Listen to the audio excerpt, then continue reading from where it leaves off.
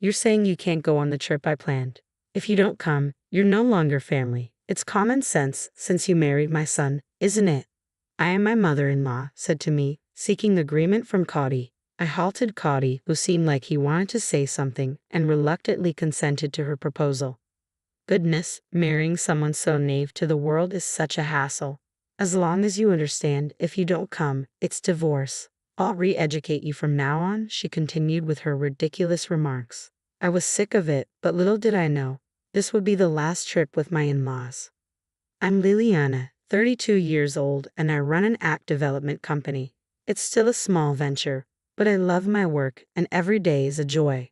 My husband Cody is 37, 5 years older than me, and works at a bank.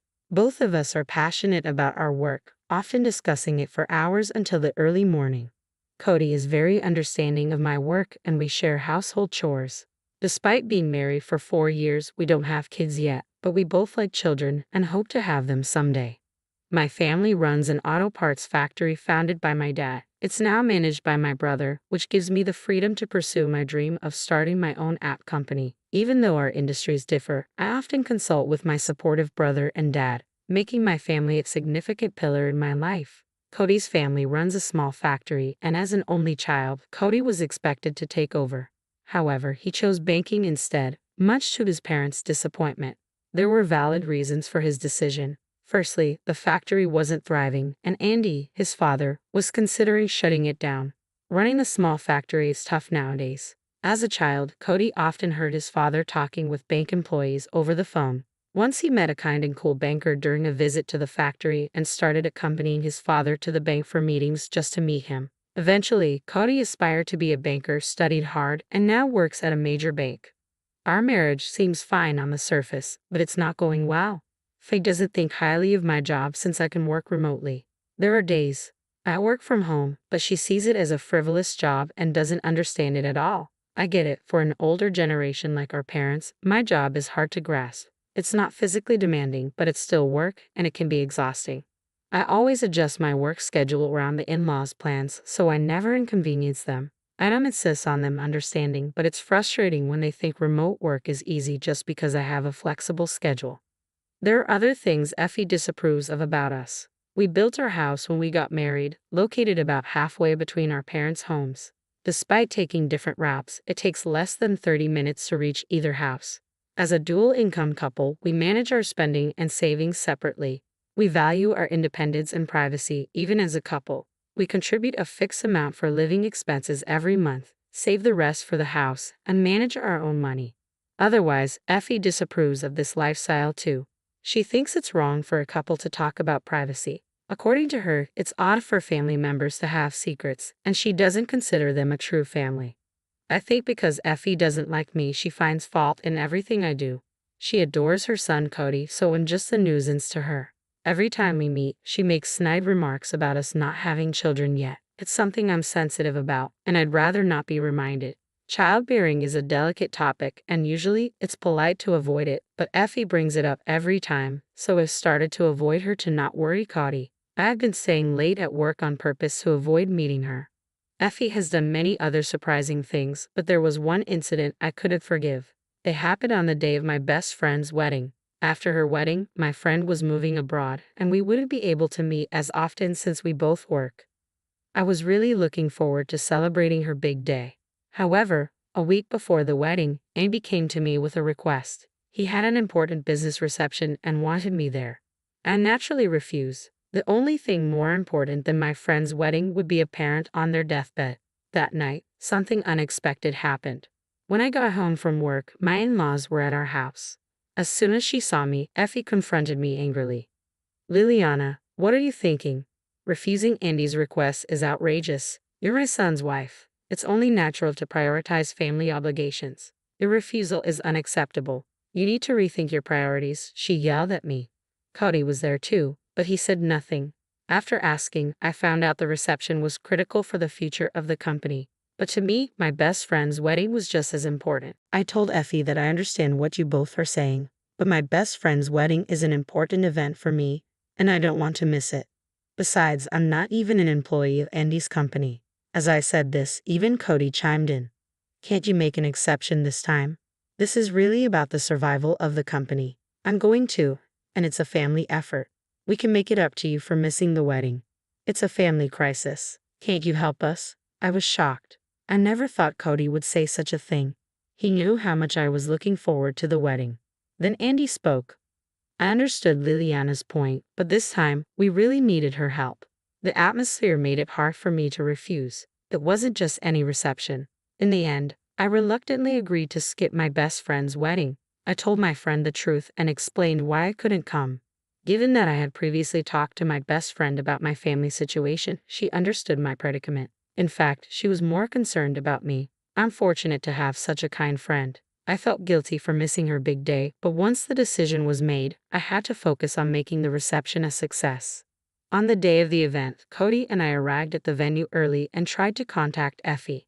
However, for some reason, Effie didn't answer her phone. As I worried about what to do, the in-laws finally arrived at the venue just 10 minutes before it was set to start.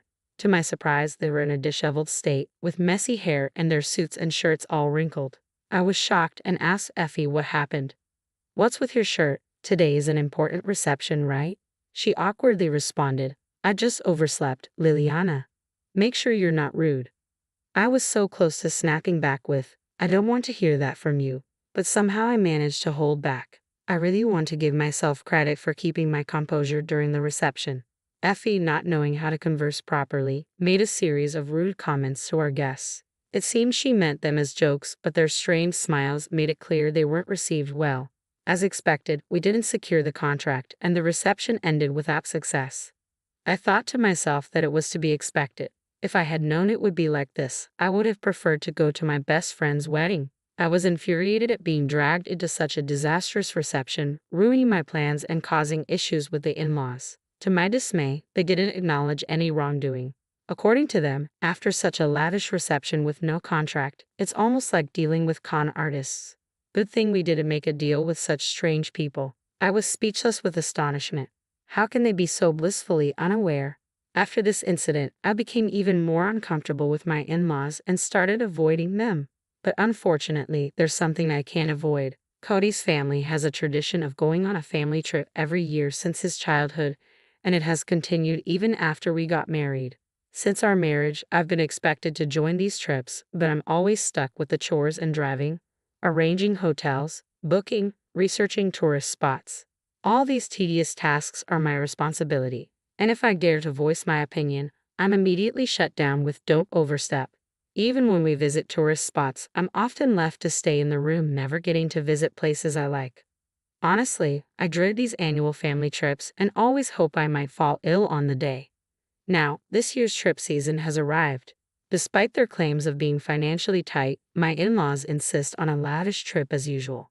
I was tasked with finding the hotel. I planned meticulously to keep Effie, who's always complaining, in a good mood. Since I'm the only one who doesn't drink, I'm the default driver, but I don't mind as it spares me from their conversations. However, a crisis occurred just before the trip.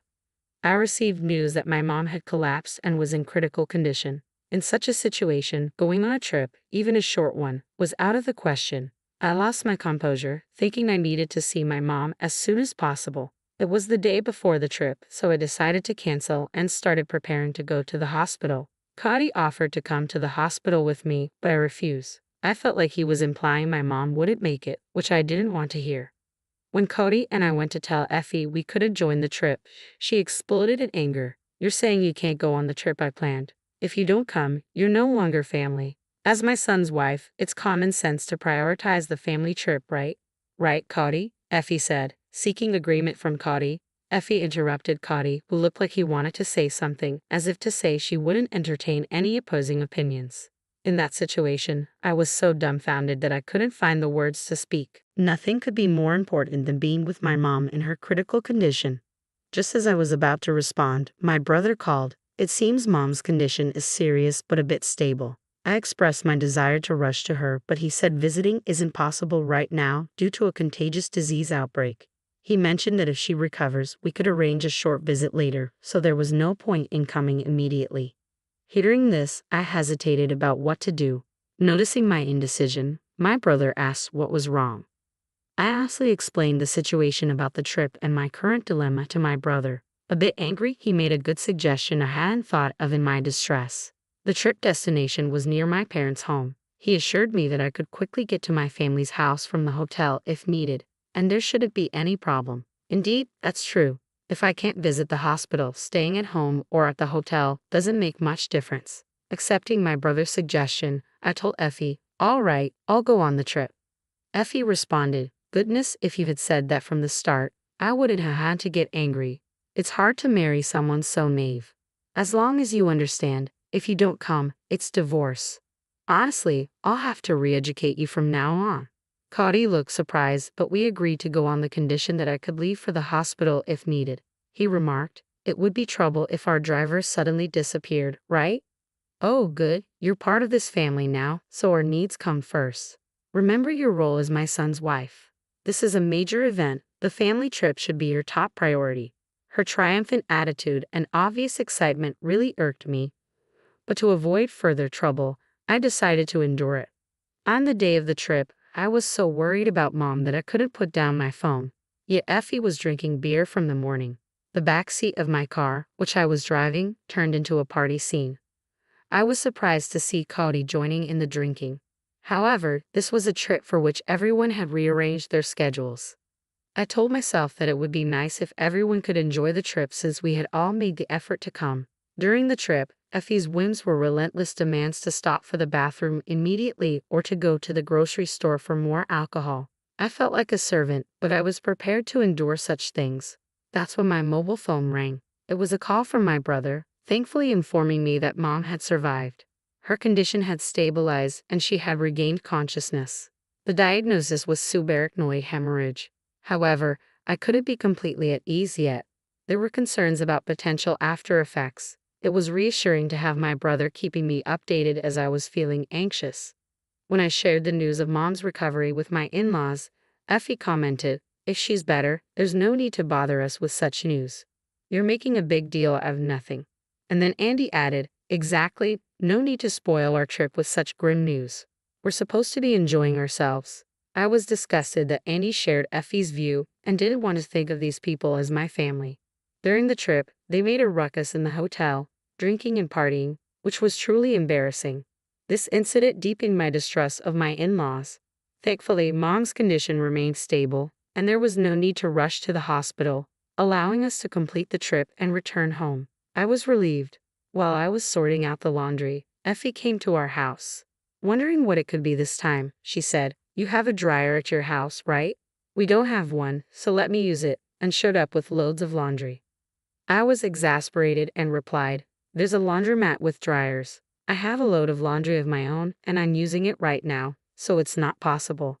To which she retorted, always so stingy, "Once you're done, it's fine. I'll come to pick it up tomorrow. Leave it finished by then," and attempted to leave her laundry in our washroom. Cody stepped in. "Go to a laundromat. Liliana is tired, and she has to work tomorrow. It's not possible." Effie got angry, feeling her son was defending me. She left in a hurry, spewing insults and slamming the door, leaving the laundry behind. In hindsight, if things had been different that day, maybe the course of events would have changed.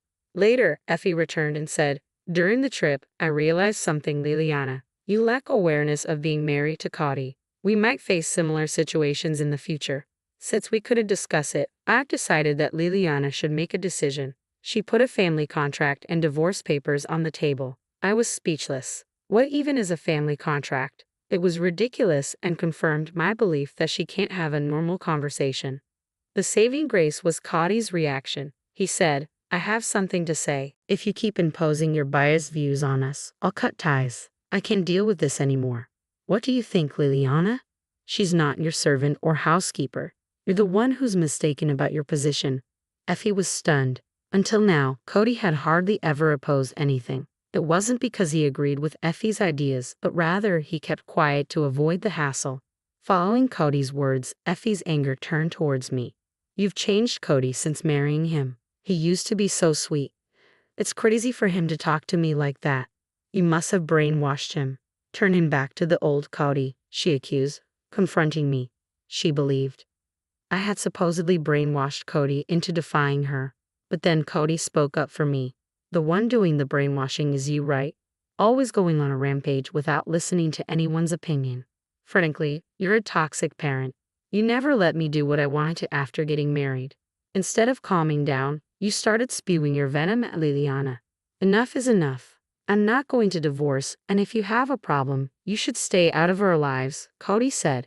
Hearing this, Effie turned to Andy, who was with her, and burst into tears. Andy responded, "If that's what Cody thinks, then fine. We'll cut ties, do whatever you want," and stormed out. I was surprised but happy that Cody stood up for us like that. Feeling frustrated, I told my brother about this. He became furious, saying he couldn't stay silent if they were acting this way. He decided to take action. It led to a tragedy in the in-laws' family. Turns out, my brother's company was a client of my in-laws' company. We had kept our family's company name a secret to avoid creating a power imbalance. The in-laws had no idea they were dealing with my family's company. But with things as they were, we couldn't continue like this. Though I had been patient, avoiding mixing business and personal matters, it had reached its limit. My brother had been having issues with them not meeting deadlines. "You can't cherish those who don't cherish you," he said. I discussed it with Cody before talking to the in-laws, and he agreed. Cody also said he had had enough. My brother ended the contract with the in-laws company. It was a business decision. They had been a problematic company, not paying on time and missing deadlines. But we had tolerated it because it was Cody's family's business. But there was no longer a need for that. Later, when my in-laws found out about this, they came to us in tears. Now they're constantly apologizing. They pleaded with my brother to reconsider the contract, but of course, that was impossible. It was their responsibility for not meeting deadlines. They should have been grateful for our patience. Cody explained everything to his parents, but they refused to accept it and ended up cutting ties in a rage. Cody wasn't sad. He felt relieved. He had been torn and tired, struggling between us and his family. Since then, we've been living peacefully. I learned that Cody had been supporting his family financially, but he stopped that. Now the in-laws' factory went bankrupt. Even without this incident, it was on the brink of closure, drowning in debt. I heard that Cody had been paying for those annual trips, and it's astonishing how they could behave that way, using someone else's money. Now the in-laws are living modestly, and Effie has recently started working. I was honestly surprised to see her, who used to call herself a president's wife, working. One day I saw Effie being scolded while doing a cleaning job. I felt bad for thinking this was karma. She'll learn the harsh realities of society and hopefully straighten out. As for us, work is going well. We haven't had children yet, but we enjoy our jobs and life is fulfilling. We're planning an overseas trip for our next vacation. For a while, we're thinking of enjoying life without children.